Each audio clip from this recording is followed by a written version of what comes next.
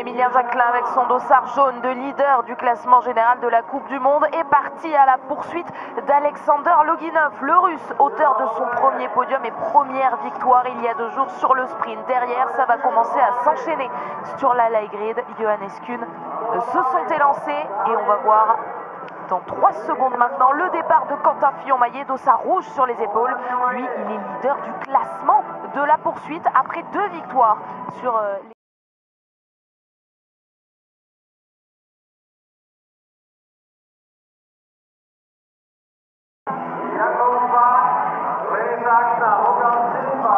Iden Salo n'est pas parti pour la Finlande apparemment, il n'a pas pris ce départ, sinon tous les autres pour l'instant se sont bien élancés. Et c'est le cas notamment de Fabien Claude avec son dossard 23.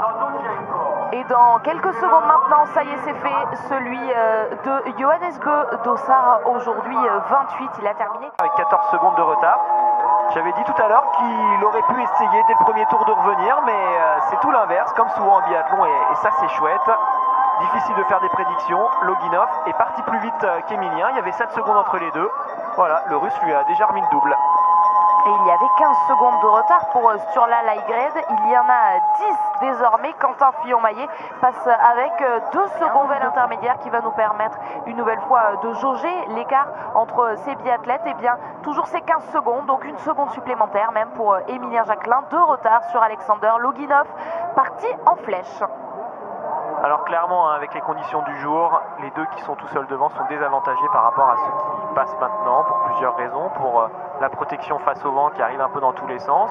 Ces phénomènes de groupe avec l'aspiration où on va, je le dis assez souvent, plus vite quand on est en groupe. Et puis également... Christiansen qu'on a eu l'occasion de suivre hier sur le relais mixte ou le relais mixte simple. Énormément d'erreurs, énormément d'anneaux de pénalité, de pioches, 48 tours de pénalité, 373 pioches. Des conditions qui semblaient pourtant à première vue plus faciles qu'aujourd'hui, où on voit que la tempête est bien là. Le passage de Johannes Bö avec 1,27 de retard.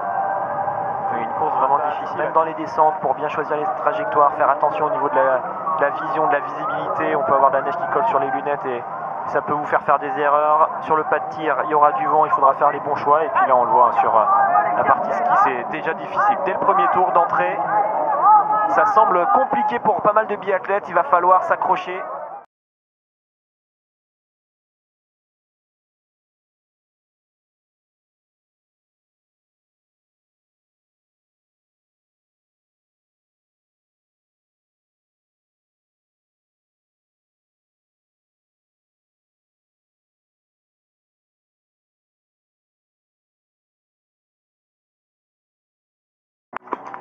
Alexander Loginov n'aura donc pas payé son gros effort dans le premier tour, il va repartir seul en tête. Oui, normalement sur les couchers, il maîtrise, c'est son exercice favori.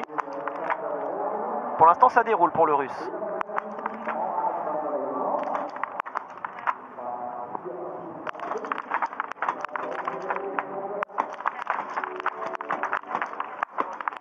Une erreur pour Emilien Jacquelin, est-ce que certains vont en profiter? 2 erreurs pour Quentin Fillon-Maillet, c'est peut-être Terje Bö qui va pouvoir ressortir en tête. Oui, il réussit le plein, tout comme sur la light grade. Les 2 Norvégiens vont être à la poursuite d'Alexander Loginov. Oui, il risque d'être redoutable. Malheureusement, les Français partent à la faute. Babikov avait fait un super début de tir.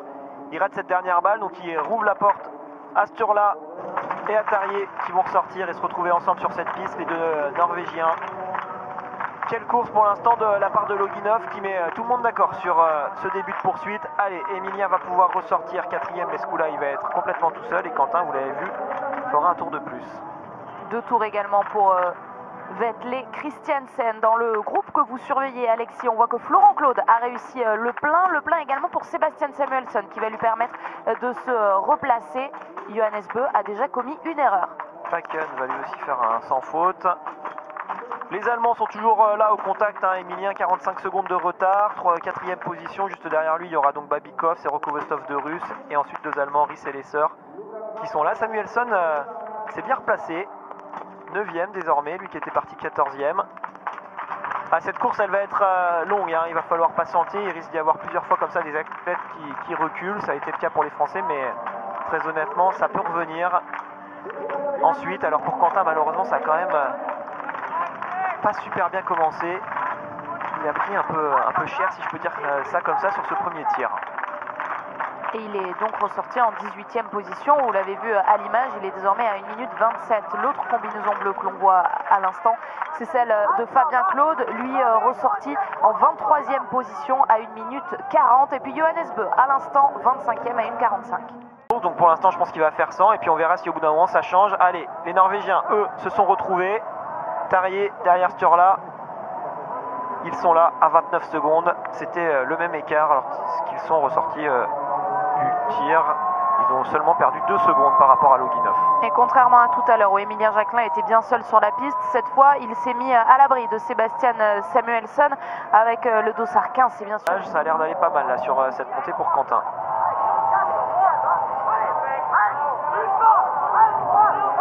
Quentin Fillon-Maillet qui était sorti à 1,27. Il accuse désormais 1 minute 30 de retard. 1 minute 30 de retard sur la tête, sur Alexander Loginov. Parfaitement réussi, exemplaire, en mode ultra rapide. Hein. C'est l'un des meilleurs tireurs touchés depuis maintenant plusieurs années, Loginov.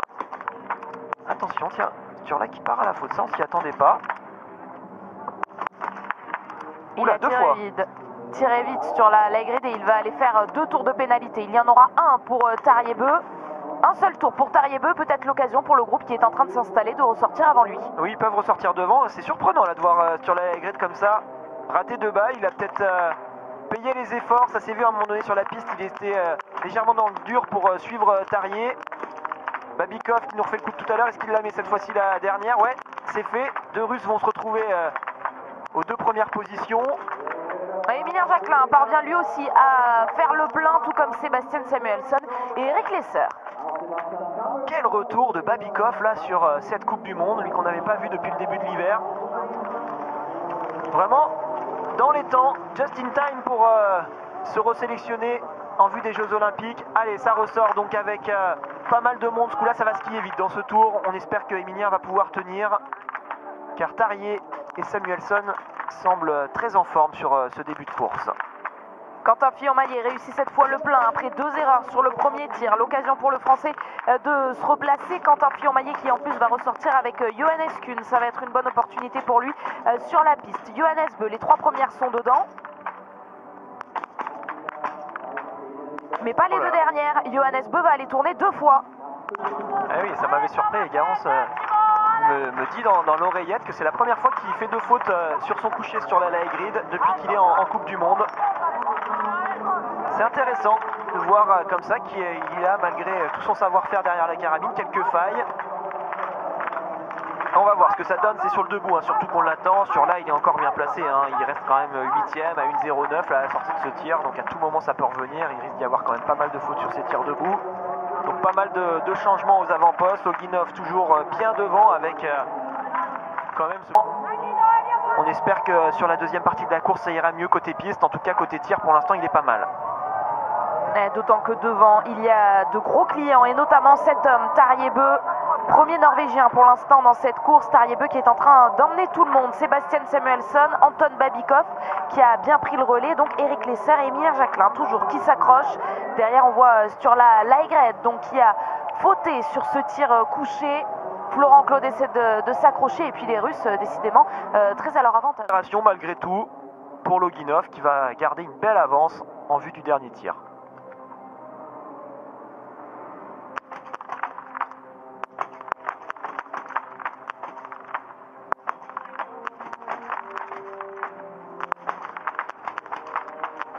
Allez, ça part à la faute pour pas mal de biathlètes.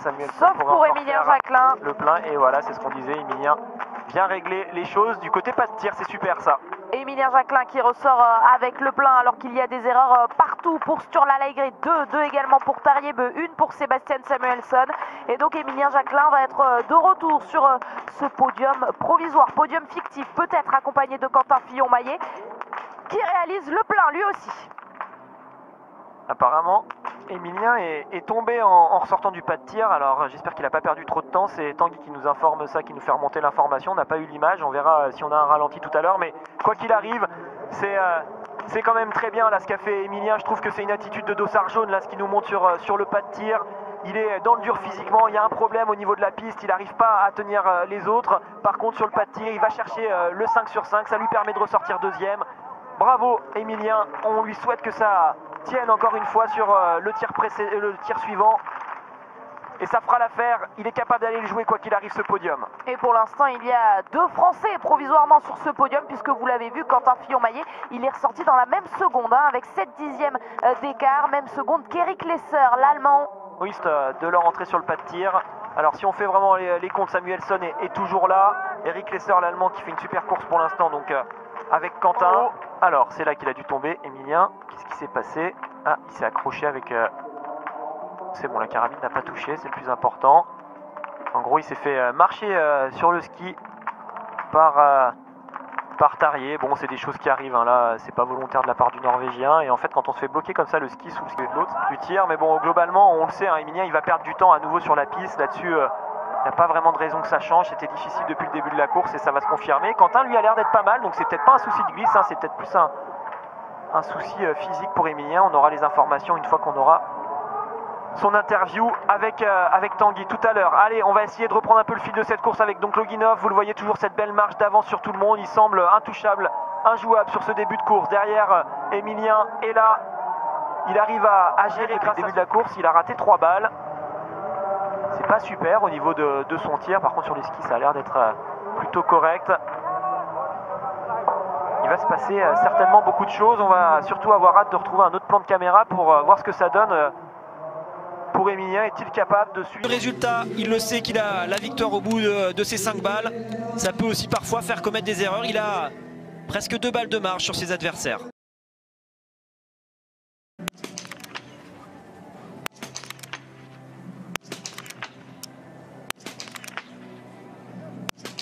Eh bien, il va même utiliser 3 balles de marge. Alors, est-ce que ce sera suffisant? 3 erreurs pour Alexander Loginov, 3 anneaux de pénalité à parcourir et eux, ils arrivent sur le pas de tir. S'il y en a un qui fait un 5 sur 5, il peut sortir devant Loginov. Loginov, il va perdre environ 1 minute 20 sur cet anneau de pénalité avec ses 3 tours. Le temps qu'il s'installe, ils avaient 50 secondes à peu près de retard. S'il y a un 5 sur 5, ça peut ressortir en tête. Loginov, on a vu un tir qui s'est dégradé. Ça a bien commencé, des super balles. Un cordon qui ne tombe pas et ensuite 2 balles bien dehors. La victoire va se jouer maintenant pour sûrement l'un de ces biathlètes.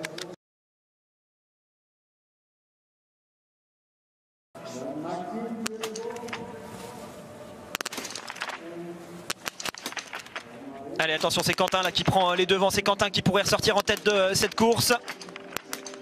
Super. Pour réaliser le triplé, bravo. Quentin Fillon-Maillet après avoir gagné la poursuite d'Orfilsen, celle d'Annecy, le Grand Bornand. Est-ce que Quentin Fillon-Maillet va pouvoir s'imposer une nouvelle fois sur cette poursuite? Sébastien Samuelsson va pouvoir ressortir juste derrière lui. Alexander Loginov, il est toujours sur le pas de tir. Il a encore, sur la note pénalité, il a encore un tour à faire, Loginov. Pour pouvoir ressortir, il va jouer la 3e place, Loginov. Samuelsson, 8 secondes de retard, ça pourrait tenir pour Quentin. C'est énorme ce qu'il a fait sur ce dernier tir, Quentin, bravo. Quel dossard rouge porté haut aujourd'hui avec ce rebondissement en toute fin de course. Loginov qui a ouvert la porte alors qu'il avait tout maîtrisé jusque là. Regardez sur la Laigrid qui se replace, il va se battre avec le Russe pour la 3e place et malheureusement hein, Emilien, vous l'avez vu, est parti bon nombre de fois sur la note pénalité. Il a craqué sur ce dernier tir. Il va perdre beaucoup de temps Emilien. Aujourd'hui ça va être dur de finir cette course pour lui qui était déjà dans le dur. Là, beaucoup de tours de pénalité. Ses bons tirs sur les tirs debout serait propulsé aux avant-postes. Et bien encore une fois, comme toujours et comme souvent en biathlon, ça se confirme. C'est pas encore terminé pour la victoire de Quentin. Samuelsson est toujours là. Attention, Samuelsson, il était ressorti avec 8 secondes de retard sur Quentin Fillon-Maillet. Il en a un peu moins, regardez, 5 secondes. Et puis attention également à Alexander Loginov qui a perdu très gros. Alexander Loginov avec ses 3 erreurs. Et il n'y a qu'une seule place sur ce podium désormais. Si Quentin Fillon-Maillet et Sébastien Samuelsson y restent. Mais ils sont 3, Loginov, Laigred et Tarjei-Bø. Et la différence pour Loginov, c'est quand même à noter, hein, c'est qu'il lui remet de la puissance pour que le Suédois se décourage, mais il est toujours là et il semble en vouloir. Les encouragements pour Quentin Fillon-Maillet, du spectacle sur la chaîne L'équipe, du spectacle il y en aura également mercredi soir. C'est un rendez-vous que je voulais vous donner, mercredi 20 h, le Classico, le Real Madrid face au FC Barcelone, demi-finale de Super Coupe d'Espagne. Soyez au rendez-vous, je suis sûr que vous êtes déjà très nombreux devant cette poursuite, peut-être remportée donc par Quentin Fillon-Maillet, toujours 5 secondes d'avance sur Sébastien Samuelsson et derrière ça y est, ils sont tous les 3, Loginov, Laigrid, Tarjei-Bø, pour aller chercher la 3e place sur le podium. podium. France est super. Et Loginov derrière va peut-être se faire coiffer au poteau pour ce podium par un Tarrier qui est en train de se décaler et qui est ultra rapide en ce moment côté piste. Tarjei et Sturla Leigred pour l'instant avec Alexander Loginov. Il est en train de s'accrocher, le Russe. Tarjei qui est en train de reprendre les devants. Sturla il laisse pas passer, hein. C'est pas facile pour Tarjei de doubler. On vous l'avait dit en avant-course, il y a de la poudreuse sur les côtés, donc c'est pas simple d'arriver à déboîter. Ça y est, il a repris la bonne trajectoire. Tarjei normalement c'est lui le plus fort parmi ces trois, mais c'est lui le moins bien placé à l'amorce de cette descente qui emmène en direction du sprint. Quentin va aller la gagner cette course.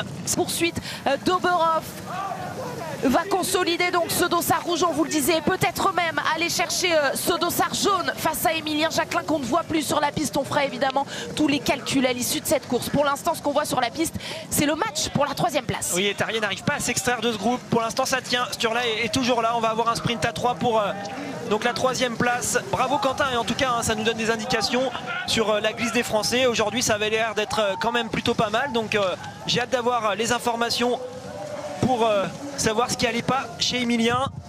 Loginov légèrement distancé, ça va certainement se jouer entre Sturla Leigred et Tarjei pour la 3e place. On revient d'abord sur la ligne d'arrivée pour vivre donc ce passage de Quentin Fillon-Maillet. Pour la 9e fois de sa carrière, il lève les bras, le premier sur cette ligne d'arrivée. Quentin Fillon-Maillet qui la caresse même. Oui, il est bien le premier devant Sebastian Samuelsson. Ah, belle course de tous les deux. Allez, derrière il y a le sprint entre Tarjei et Sturla. C'est toujours Tarjei qui est devant pour l'instant. Ça tient pour Tarjei encore. C'est Tarjei qui va être devant a priori, et Loginov aura tout perdu sur ce dernier tir. Ils ont jeté le ski, Tarjei et Sturla Leigred, mais la réalisation l'a vu tout de suite, un 10e d'avance. C'est donc Tarjei qui va accompagner Quentin Fillon-Maillet. Jacquelin, 12 points d'écart entre les deux Français. Oui, il y a eu un problème sur cette piste pour Emilien. Il a le 22e temps de ski pour l'instant. Ils sont 22 à avoir franchi cette ligne d'arrivée. Donc il est à 1,33 en temps de ski. Vraiment, vraiment pas bien. Et bravo Quentin.